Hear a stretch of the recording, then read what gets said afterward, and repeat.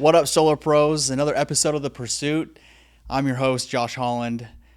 Today's episode will be a solo.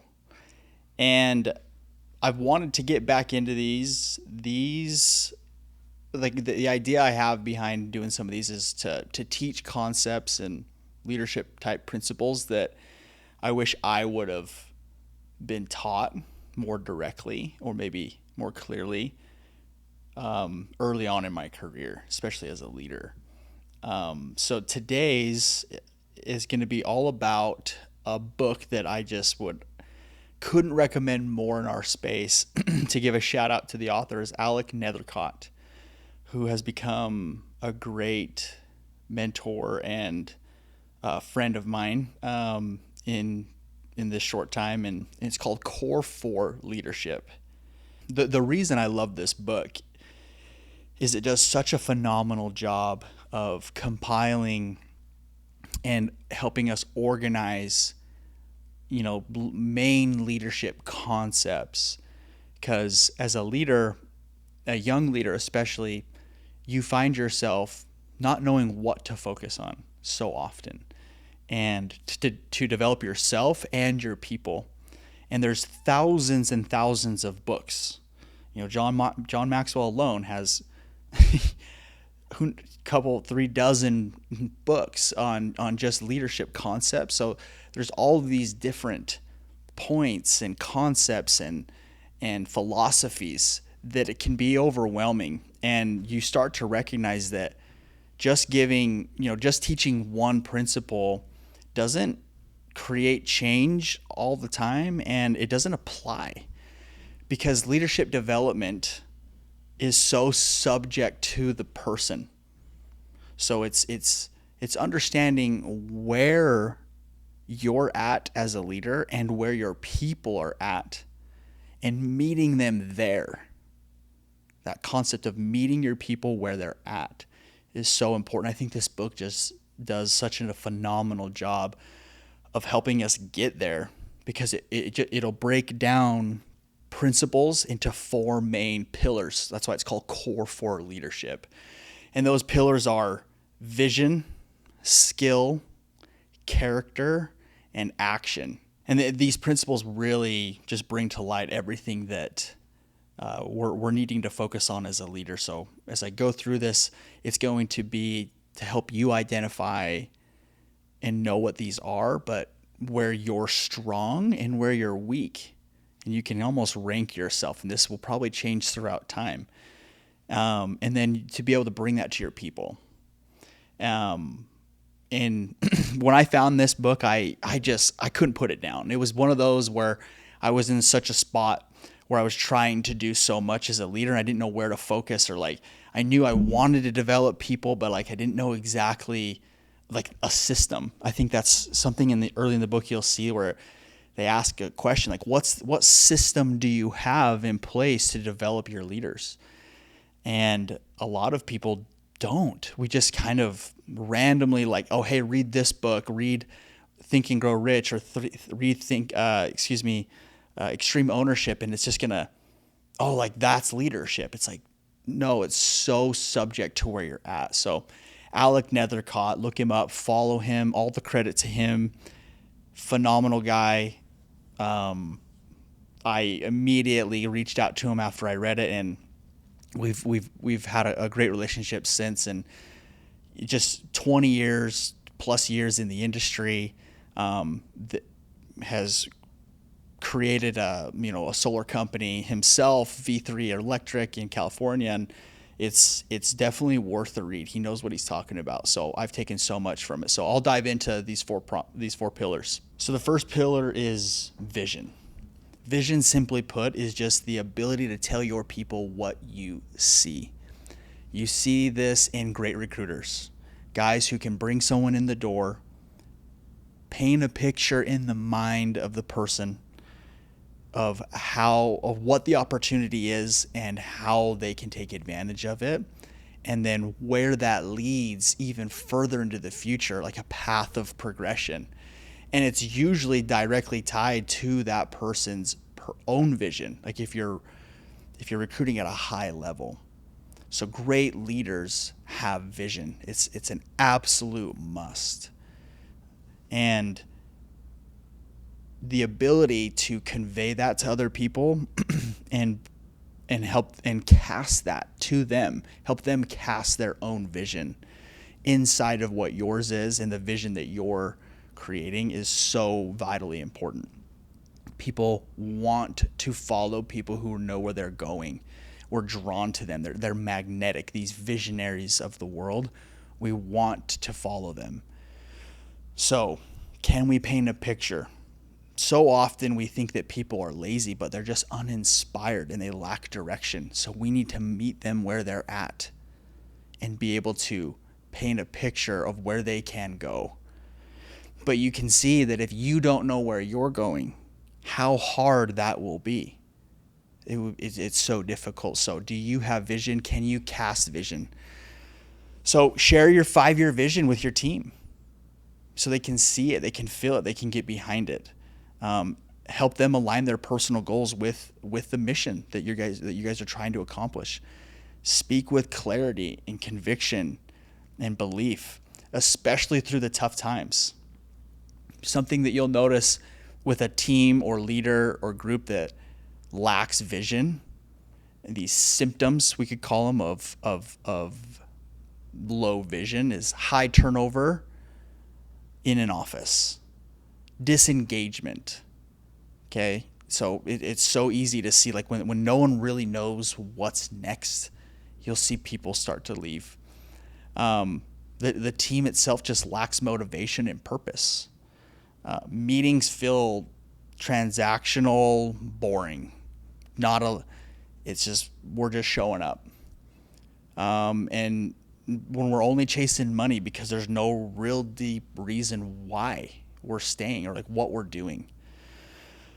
So those are the symptoms that you'll see in an office, or some of them, and the book will dive deep into those. But I think one of the last things that I'll say about vision is simply, you have to be able to tell people where you're going. So that requires you to know. So you have to do the work yourself to know where you're going, and your people will follow you. People care more about you knowing where you're going than they know at first. They will fit into it later. So tell your people what you see. Where is your vision stand? Rank yourself on a scale of 1 to 10. Where's my vision at? The second pillar is skill. Skill obviously is such a massive thing for a leader to master. We have to be professionals. People don't want to work with amateurs. They want to work with professionals or the pros. So it's the influence multiplier. Skill. You instantly gain influence when you have skill. Think about it. Think about any top producer, any high performer. Instantly they have influence. People want to know what they do and how they do it, and they will take direction from them because they have credibility, because of skill. So influence comes from competence. People follow those who can deliver results. We have to be able to produce results. So becoming a master in our craft, training, recruiting, communications, systems, correlations, one-on-ones, all of these things, the tough conversations, all of these things are key skills. Great leaders create success systems that others can plug into. So can we create systems? Can we create something that's just plug and play for people to come in? That ability. Obviously in our industry, people mainly think of skill with setting and closing and being able to do that at a high level. But skill goes beyond just that. It really is being able to have those hard conversations, that emotional intelligence of skill. So these are all subcategories. Like, skill isn't just only a production standpoint thing. It's like, can you deliver results in a variety of things? Can you inspire? Can you do these things that are all sub skill sets? So one of the main takeaways, and we hear it all the time, is don't just teach it, demonstrate it. Show them. Don't just tell them. Some symptoms of low skill in an office or from a leader is people staying and working all of the hours but getting low production in an office, and that will normally stem from the leader. So people can like you, but if you're not producing, eventually that will lead to an issue. Another thing to watch out for, or a symptom of low skill, is when the people are bypassing the leader for outside coaching on something or a concept. Like, you don't feel like that you have it, so you're not the pro. They might like you and trust you that you're gonna do your best and do what you say, but maybe don't trust in your competence in the skill set that they're looking for. So to pay attention to that, we have to be a pro. We have to know. We can't skip steps. Do we know how to set at a high level? Do we know how to close at a high level? Can we run effective trainings and correlations? Do we know how to equip our people? Meaning, can we just demonstrate it, but can we actually teach them how to do it? So we can't just tell them, we have to show them. We have to be professionals. Amateurs explain, professionals produce. So the third pillar is character, and it's the trust multiplier. It's really this concept of you don't attract what you want, you attract who you are. And there's so many subcategories of character, but the main concepts that we want to pay attention to here is, do we do what we say we're going to do? Right? Are we humble? Are we coachable? Those types of things, are we authentic? Do we have good finances? So we can truly be selfless and not be put in a position to be selfish, right? As a leader, you have to have high character to lead at a high level and lead by principles. So identifying what those are, like, what do you stand for? And it's understanding that people don't experience your intentions, they experience your actions. So it's really not about what you say you're going to do, it's about doing it. That's why that carries so much weight. We always hear trust is earned in drops and lost in buckets. It doesn't take much to spill the bucket, but you got to add a lot of drops daily of doing what you say you're going to do and showing up. So are you dependable? Great character combines strength and warmth, ambition and humility. So part of this is identifying, are we driven by our own personal motives and ego, or are we driven by principles? Have you identified what you stand for? You want to be somebody that people want to admire, that people would trade places with for your character. How do we embody that? That is what we're all striving for. And this book does such a good job of kind of painting what that should look like. So some symptoms of leaders or offices or groups that are low in character is just going to be high turnover of reps, fast, really quickly, in and out. When we don't feel like we can trust, we don't want to stay around. So that's typically what you see. You'll see like a lack of humility, and that usually comes in like not taking feedback. So you see that's a massive one. Is you'll see a leader who doesn't want to take feedback. They don't want to read books. They kind of feel above the information. Another one that you'll see is volatile sales. So up and down, depending on the mood and the situation of the manager. Lack of trust, unclear boundaries, and just a toxic culture, right? Not a space for improvement. People don't leave companies, they leave leaders they don't trust. Last one, action. This is the one that's the most important. Nothing else happens without action and these sub-principles. Action is the difference maker. It's what separates from the dreamers from the doers. You can have vision, skill, and character, but without consistent action, it doesn't mean anything. So that's why it's the most important one, is that everything stems from taking massive action. Action inspires action. You set the tone, you set the standard. That's why you hear in our culture so much is lead from the front. The leader has to lead from the front. That's action.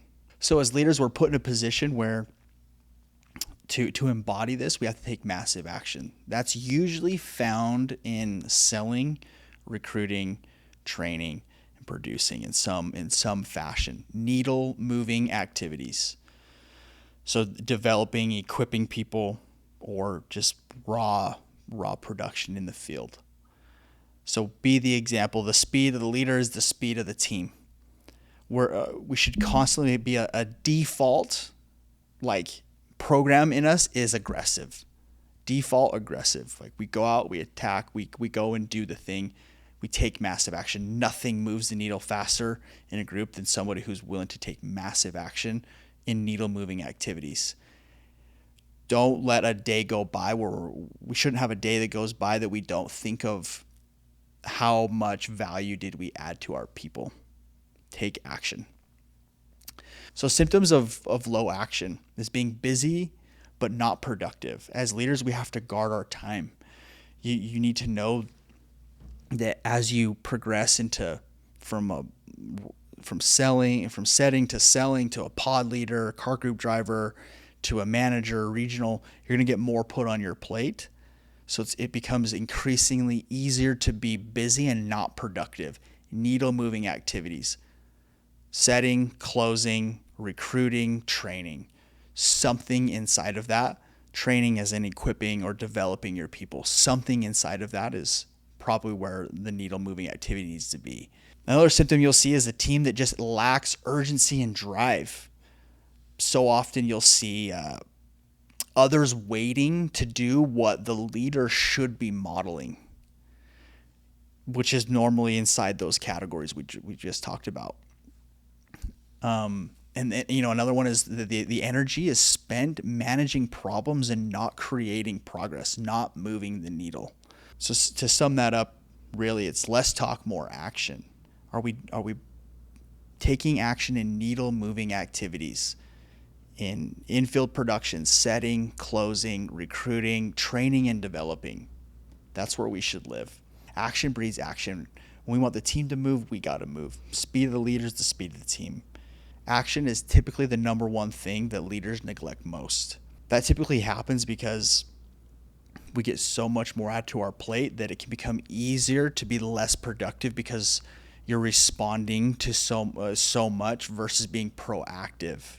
So to round those out, those four pillars, typically what you'll see with a leader is that someone who's getting put into a position of some sort or getting promoted is proficient in one or two of those skills.